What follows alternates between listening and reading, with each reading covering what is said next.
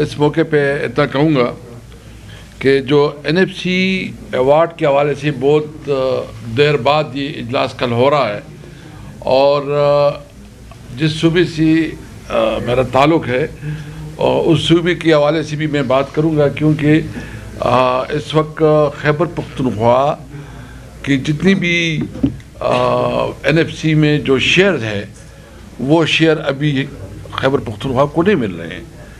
इसके अलावा जो एक कमिटमेंट हुई थी सरताज अजीज़ की जो कमेटी बनी थी और उन्होंने एक पूरे खैबर पख्तूनख्वा के साथ जब फाटा मर्ज हो रहा था तो एक कमिटमेंट की थी कि 1000 अरब रुपए हम 10 साल में उसकी वैल्यू के मुताबिक जो है 10 अरब रुपए हम वो जो है फाटा की डेवलपमेंट के लिए इस्तेमाल करेंगे। और एक और वादा भी किया गया था कि NFC में जो शेयर है उसमें तमाम सूबे अपना 3% शेयर वो खैबर पख्तूनख्वा यानी फाटा की जो इंतज़ाम की वजह से जो वहाँ अंडर डेवलप इलाका है उसके ऊपर जो है इस्तेमाल करेंगे। और ये भी कमिटमेंट की गई थी क्योंकि जब खैबर पख्तूनख्वा में फाटा इंतज़ाम हो गया तो उसकी जो शेयर है वो 14% से बढ़ के 19% बन गई, यानी ये 19% शेयर वो खैबर पख्तूनख्वा की। अभी तक नेट हाइडर प्रॉफिट की जो फंड्स हैं जो कि अभी बिलियंस में है वो स्टेटिस्टिक तैमूर खान झगड़ा आपके सामने रखेंगे। और साथ साथ जो हमारे दीगर जो गैस की रॉयल्टी है या टोबैको सेस है वो सारे जो है ना वफाक ने रोक के रखे हैं। और वो सूबा जो कि वार की वजह से किसी वक्त सेंटो सीटो की जो की वजह से जो एक उन्होंने कमिटमेंट की थी अमेरिका के साथ, तो हमारे सूबे को इस्तेमाल किया। हमारे सूबे में उन्होंने एयरपोर्ट दे दिया, उसकी वजह से पॉलिटिक्स का मरकज़ भी वो बन गया।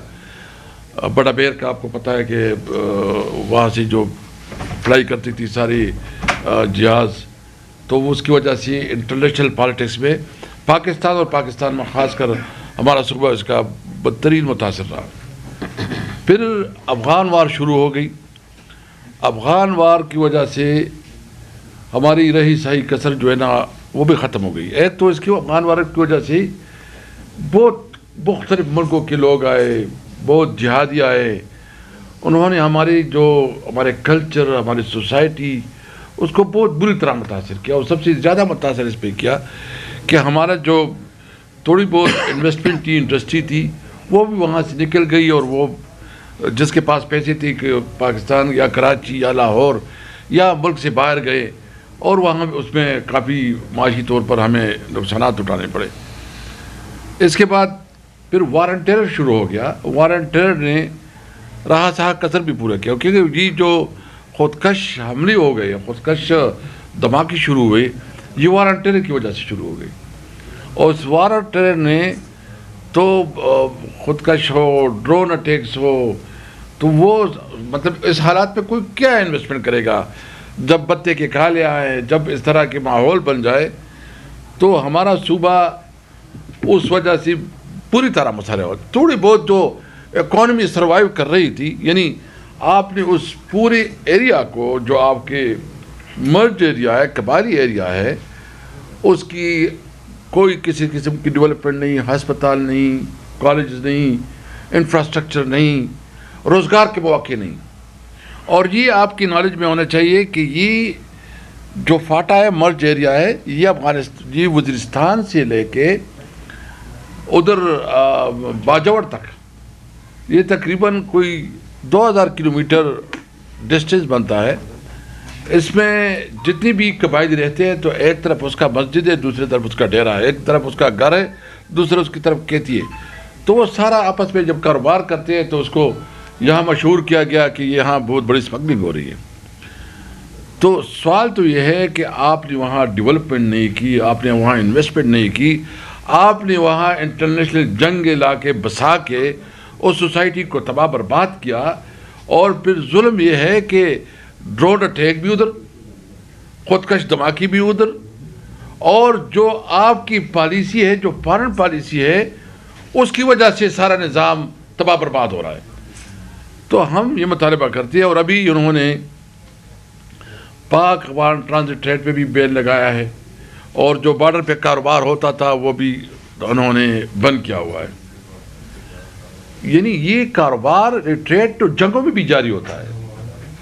دنیا کی جتنی بھی ممالک درمیان جنگیں بھی ہوتی ہیں لیکن ٹریڈ بھی ہوتا ہے, بزنس بھی چلتا ہے. تو آپ نے اگر بزنس کو ادھر بند کر دیا, اور ہمارے پشاور میں اس وقت جتنی بھی رہی تھی کچھ انڈسٹریز تھی, آپ کو رپورٹ آئی رہی ہوگی کہ تقریباً ہماری انڈسٹریز بند ہونے شروع ہو گئی ہے.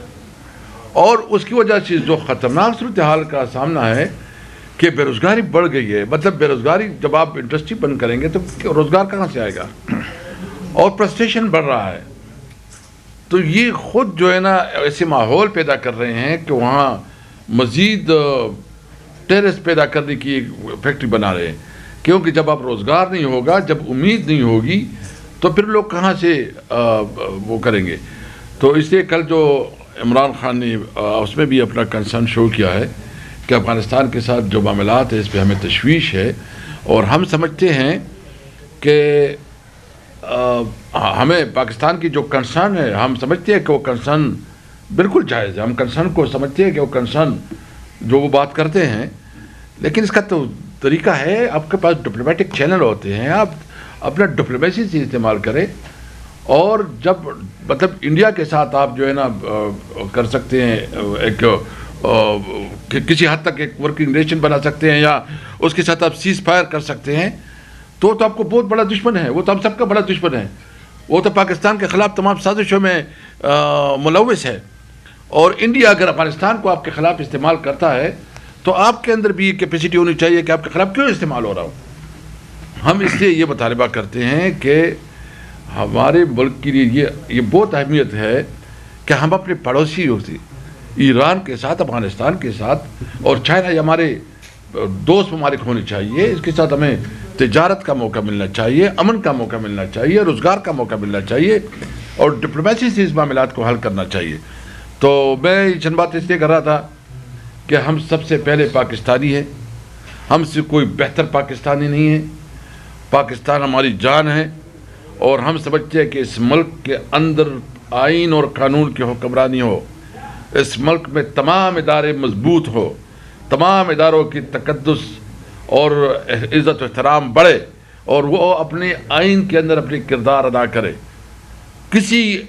اگر کسی کی غلط فہمی ہے کہ ہم کوئی کسی ادارے کے خلاف ہے, پاک فوج ہماری فوج ہے, یہ ہمارے بچے ہیں, ہم سارے پاکستانی ہیں. لیکن ہم تو یہ چاہتے ہیں کہ جس کا جہاں رول ہے, کردار ہے, آئین میں جو اس کی ڈیوٹی ہے, اس کو ڈیوٹی تک محدود رہے. انشاءاللہ تعالی عمران خان جو اس وقت کی مشکلات اور سختیوں کا سامنا ہے, عمران خان انشاءاللہ تعالی اس حالات کا مقابلہ کر رہا ہے. ہم ڈٹ کے کھڑے ہیں اپنی لیڈر عمران خان کے ساتھ. اس کا ویژن اور اس کی سوچ کہ اس نے پوری دنیا کے ساتھ, جو خاص کر افغانستان کے ساتھ, اس وقت میں اسپیکر تھا, اور ہم نے اس وقت تجارت جو ہماری ٹریڈ تھی اس وقت, اور خاص کر جو ہمارا ایکسپورٹ تھا, وہ 1.7 بلین تک ہم نے بڑھایا تھا. اور ساتھ ہم نے سینٹرل ایشیا اور رشین اسٹیٹ تک بھی بزنس کو کافی بڑھایا تھا. ہم نے افریقہ کنٹری کے ساتھ بھی رک افریقہ پالیسی اڈاپٹ کی کہ افریقن کنٹریز تک بھی ہم اپنا ٹریڈ اور کاروبار بڑھائے, کیونکہ وہاں بھی بہت بڑا پوٹینشیل ہے. ہمیں پوری دنیا کے ساتھ تجارت کے مواقع ہونے چاہیے. ہم سمجھتے ہیں کہ ہم پوری دنیا میں پاکستان کو پوری دنیا میں امن کے لیے کردار ادا کرنا چاہیے. امن کے لیے جہاں بھی ضرورت ہو پاکستان اس میں اپنا کردار ادا کرے, لیکن کسی تنازع میں پاکستان کو کوئی کردار نہیں ادا کرنا چاہیے. ہم صرف اور صرف امن چاہتے ہیں, ملک میں کاروبار چاہتے ہیں, باعزت روزگار چاہتے ہیں, اور پاکستان میں آئین اور قانون کی بالادستی چاہتے ہیں.